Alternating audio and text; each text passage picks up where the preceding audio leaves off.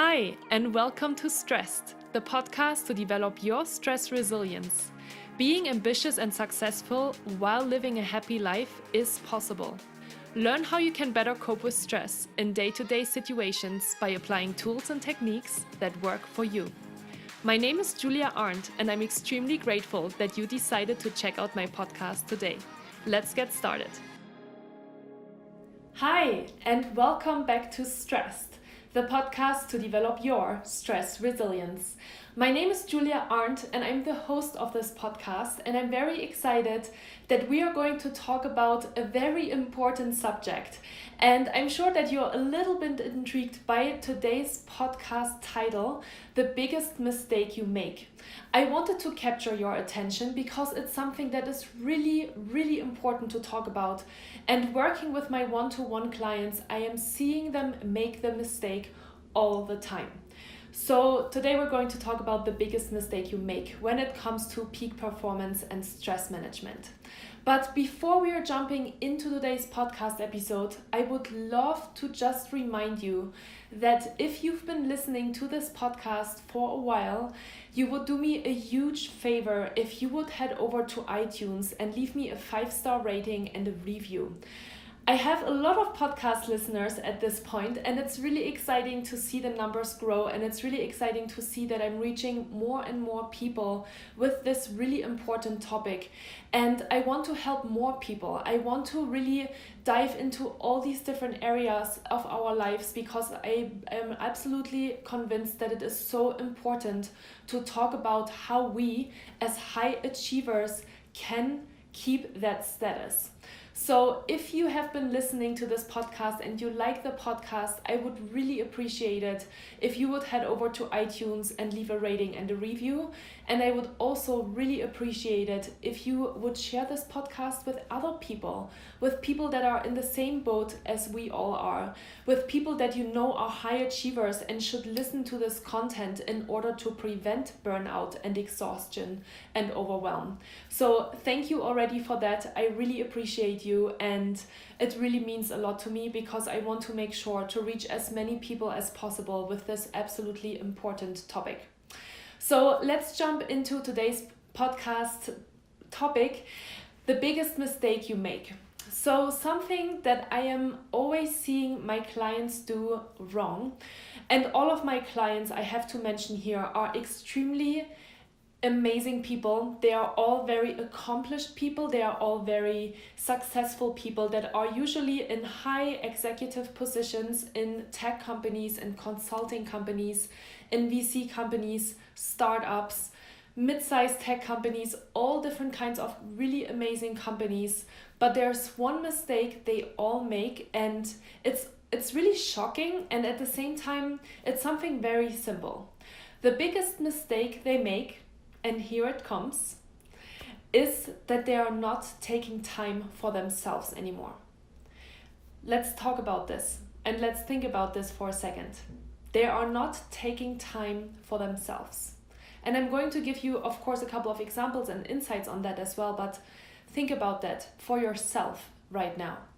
Are you taking any time for yourself during the day to recharge and to relax and to disconnect from all of the work that you have on your desk? Maybe, maybe not.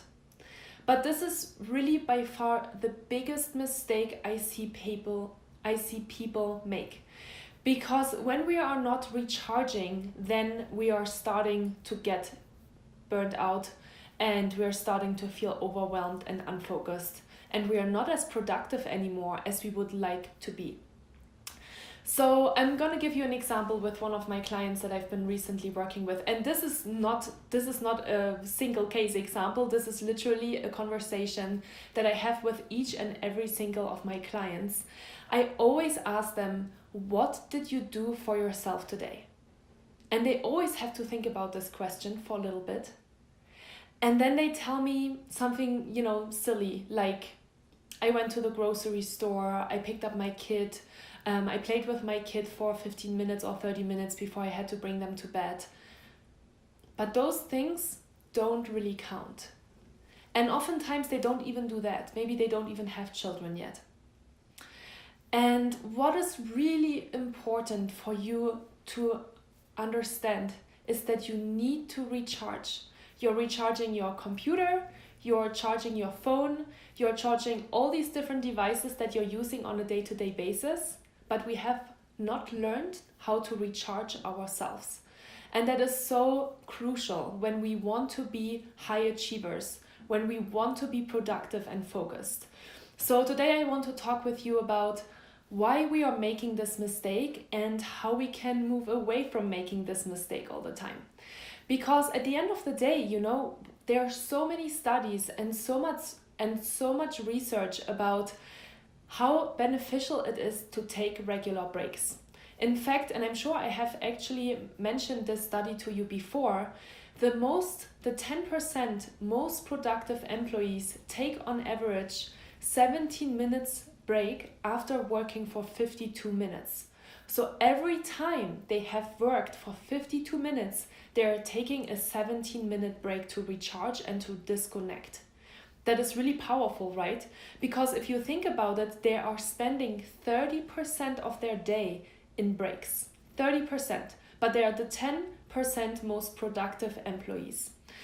And they have learned that when they're actually recharging and disconnecting from the task at hand, they are more productive afterwards. And this is something that we have not learned. Let's be honest. We have learned to be focused, we have learned to work really, really hard, and we have learned to be very disciplined. So even if there's more work and more work, we have learned to just kind of stick through it and work. But we have not learned how important it is to take breaks and to do things for ourselves every day. So I was already saying that I wanted to share with you an example, and I haven't done that yet, but let's get into the example. So I have a new client, she's a director at a mid-sized tech company in Silicon Valley, and I asked her the same question. What do you do, or what did you do today to recharge? See, she thought about it, didn't really have an answer, doesn't really do anything for herself throughout the day. Not good.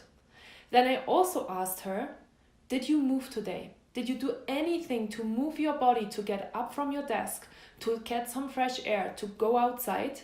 And the answer was also no.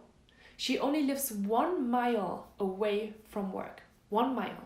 That's not very far. That's 1.6 kilometers for those of you that are in the other metric system, and that's not very far. But what she does, because she has a little toddler of 15 months, is that she is getting ready in the morning, she's going to work at 8 o'clock, she's driving to work, so she's getting out of the house, she sits in her car, she drives to work. She's at work all day. She's a director, so she's obviously extremely busy. She has a lot of meetings, she has a lot of responsibilities, she has a lot of projects and things to take care of. And then when she finishes at 5 o'clock, she said that she's literally finishing at 5:10 in order to be at home at 5:15 to get her baby from the nanny. And then she's playing with her kid, he goes to bed, and then afterwards she's opening her laptop again and she continues to work. And that's her week. That's pretty crazy, right? Think about it yourself. Are you moving every day? Are you taking breaks every day? Are you taking regular breaks? Are you really recharging during your breaks? Or are you taking a break but you still have your phone in your hand and you're checking your notifications, you're checking private matters, right? We always have messages from our loved ones, from our friends, from our family members. Are you really disconnecting, or are you just saying you are on a break? But when you're honest with yourself, you're not really. Okay, that's totally okay. It's okay. So today we're going to do a status quo.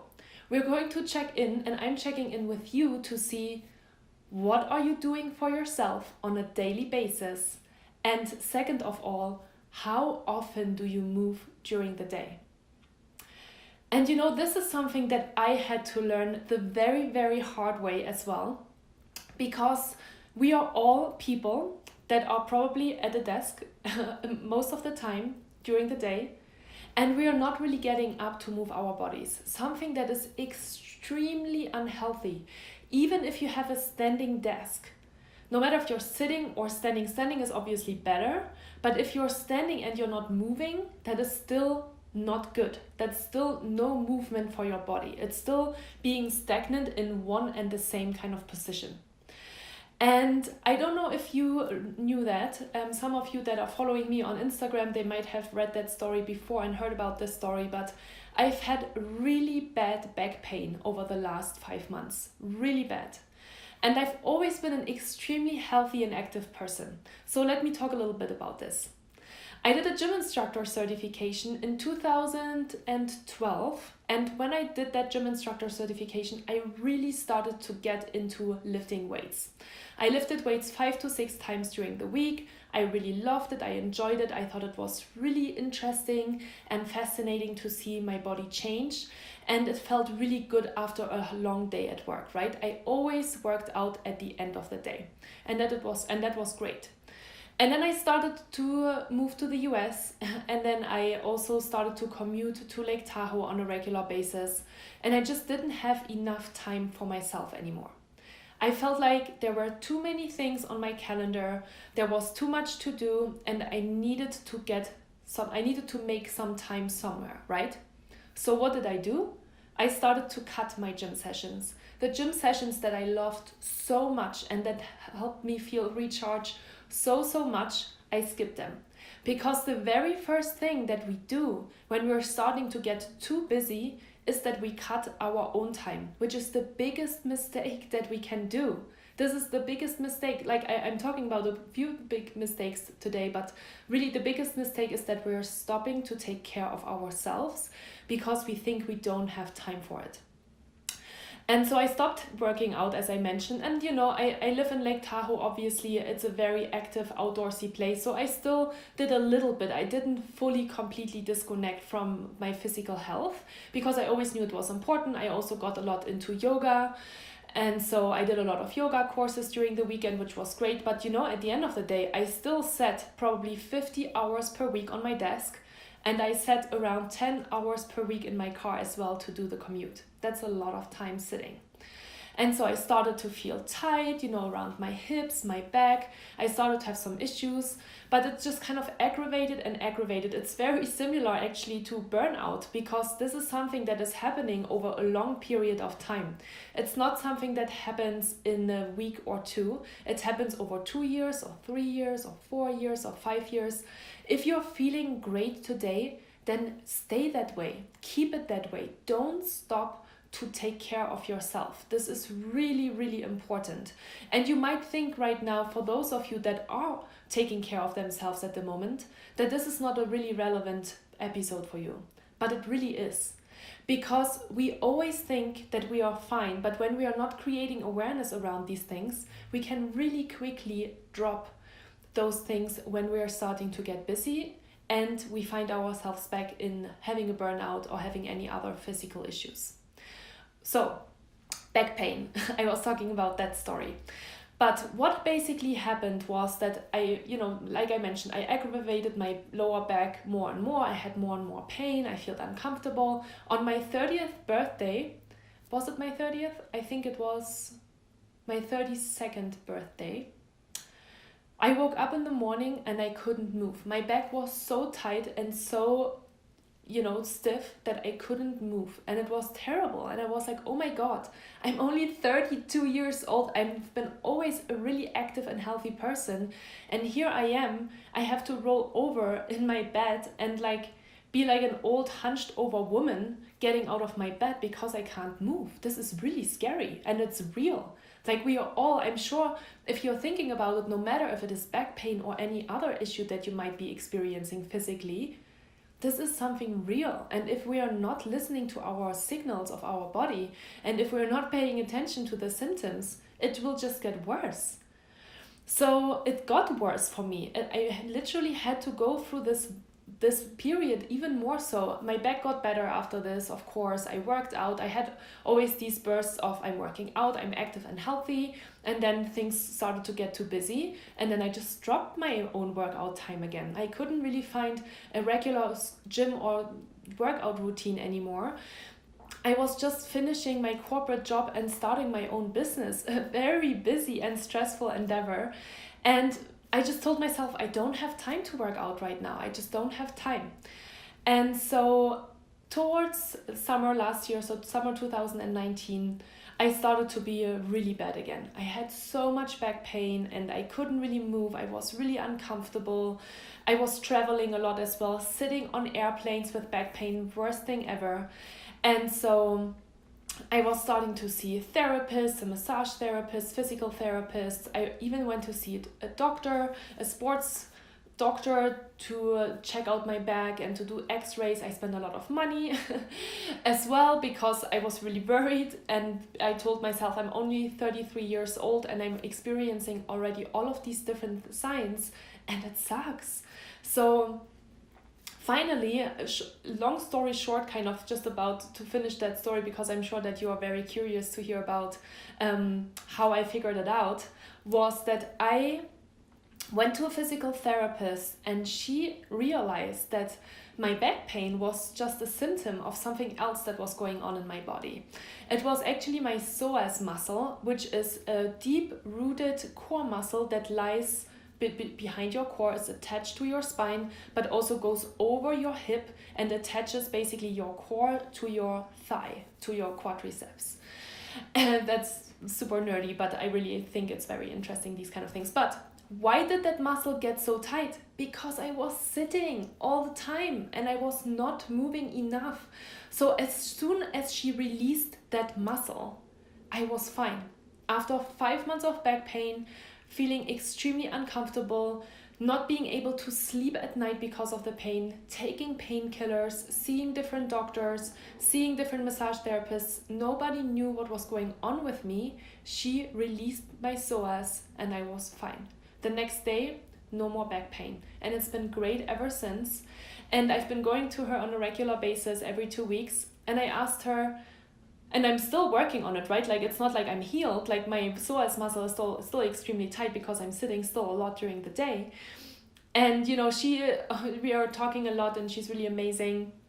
And I asked her, you know, like, she tells me sometimes, oh, you're really tight here and it's pretty impressive how tight you are. And I said to her, what do you think was the biggest mistake I made? And she says to me, you stopped working out. That was the biggest mistake. You stopped taking time for yourself. You stopped moving your body and you were sitting all day and you made your psoas muscle so tight that it started to aggravate your back. Because everything is connected. Everything in our body is connected. Everything that happens to us, there's all these different connections, which I also find really fascinating. But what I want to tell you with this story is that I had to learn it the hard way as well. I made that mistake. And as you know, when you're listening to my podcast on a regular basis, is that really my mission is to help people be preventive. My mission is to help high achievers stay high achievers. I want to help people understand that they don't have to get to these points. They don't have to start experiencing physical or mental issues, because we can really prevent it, but nobody talks about it and nobody teaches and educates us. And this is my mission. I want to help all of the high achievers in the world that are working for the best and brightest companies or for themselves, that they can always be that way. They don't have to go down that negative spiral of stress in order to learn it the hard way, or maybe they never learn it, right? So the biggest mistake you make, I'm sure, or the biggest mistake I made, or the biggest mistake my clients make, is they are not taking enough time for themselves. They're not doing enough to move their bodies during the day. They're not even taking fresh air during the day. Again, my client that I just told you about, I asked her, how often during the day are you getting outside? Just for a walk, even just 5 minutes to get some natural sunlight, because you are exposed to like just artificial light all day, and get some fresh air. The answer is usually not at all. And that's so sad. She lives in California as well, so you know, the weather is pretty nice. And no matter if you live in California or in Dublin or in New York or in Germany, it doesn't matter if the weather is nice or not. Today, I can tell you with a big smile on my face and with a lot of pride that over the last 10 days, now that I'm finally back, now that I finally don't have any back issues and back pain anymore, and I can finally move again without, feeling the effects of it afterwards because I don't know what's going on with my body, I have been starting to be back in a regular workout routine. And, if you're listening to this right now and you don't feel like you really like to work out, you don't like to go to the gym, you don't like to run, maybe you don't like to bike, that's all fine. Those are things that you need to decide for yourself, and you need to really ask yourself, what do you like to do to move your body? And that could be anything. It could be just walking outside. That should be the least thing that you do, but it could be also yoga, it could be dancing, it could be maybe climbing or swimming or surfing or whatever it is that you like to do that. That's all I need to say to that. It is all about just moving your body and doing something different. And you know what the beauty of this is as well? Is that usually when we are working out, we are not connected to our phones. In the best case scenario, right? If you're going to gyms and you see people on treadmills or on like steppers or things like that, they sometimes have their phone in front of them watching a TV series. I'm not a huge fan of this because I believe that you should be really disconnecting fully, but better that than not at all. And so I've been working out over the last 10 days. Every day I am forcing myself to get out there. Every day I've been forcing myself to go for a 30-minute run. I am the slowest runner in the planet. I'm doing 12 minutes a mile, which is really, really slow. So it takes me around 35 minutes to run 5 kilometers or 3.5 miles. But I'm doing it. It's raining outside, it's snowing outside. We have a lot of ice in Tahoe at the moment on the ground. I'm still doing it. There are no more excuses for me to tell myself I can't do this because, right? Because there's always reasons that we can find to not take care of ourselves and do something. And you know what? My energy levels and my productivity over the last week has been absolutely incredible. I am blown out of the window myself because I haven't worked out that way in a really, really long time. So, and before I worked out, I wasn't that connected and aware of myself. So now here we go, a few years later, being a peak performance coach and stress management trainer and having created a lot more awareness around my own health, I can feel the difference. It is so amazing and I feel so great, and I am so much more productive. I feel so much more clear in my brain about all of the things that need to get done, and I'm so productive. I'm getting all of the things done at the moment that I'm setting out to do. And you know what? Sometimes it's so hard to force myself to go outside, especially when I've been sitting all day. I'm feeling super sluggish, and the last thing that I want to do is to move my body. So yes, I always have to kind of get out there and just do it for the first 5 or 10 minutes. But then once I'm outside, it's the best feeling in the world. And then of course, when I'm coming back home and I've accomplished my goal for the day, I feel so much better. And I really, really want to encourage you today to do that as well. Whatever it is, and we've talked about this a couple of times before, no matter if it is a morning routine where you disconnect from your phone, you're journaling, or you're just taking a little bit of time for yourself, no matter if it is you're going to the gym or you're going outside to take some fresh air, please start integrating some of these things into your day-to-day life. You will feel so much better. And especially when you feel like you're hitting a wall and you're not very productive anymore, then that is the time where you should just shut your laptop and you should go outside. Just go for a 10-minute walk around the block, around your office building, and just get a little bit of space. That is really the best thing that you can do for yourself in order to feel better and in order to be more productive and remain the high achiever that you are. And I know that you are that. And I know that you want to remain a high achiever. You don't want to suffer from burnout and be out of work for a year and have a complete life crisis. just prevent it and just be good with yourself. And we are used to taking care of a lot of other people, right? We are always coming last. We are our own last priority, which is a shame. So you could even set up some time on your schedule and block times for yourself. But I also want you to find flexibility with that, because in our today's world, there's just a lot of things going on. But if you have, for example, scheduled time for yourself at 10 o'clock in the morning for a 15-minute walk and it doesn't happen, it doesn't mean that the day is over. You can still go outside at 5 o'clock in the evening as well. Remember that. I see that all the time with my clients. They tell me, I wanted to get up at 5:30 in order to do some yoga for myself for 15 minutes before my child is waking up. But this morning I didn't wake up early enough. My child had trouble sleeping during the night, and so I just didn't do it for myself today. And I'm like, why didn't you do it during your lunch break or in the evening after you brought your child to bed? They're not thinking that far, and that's okay. That's why I'm here, and that's why I'm here to remind you of all of these different important things. And I really promise you that if you are starting to integrate small breaks into your day-to-day in order to remain productive and focused, you will feel incredible. I really promise you that.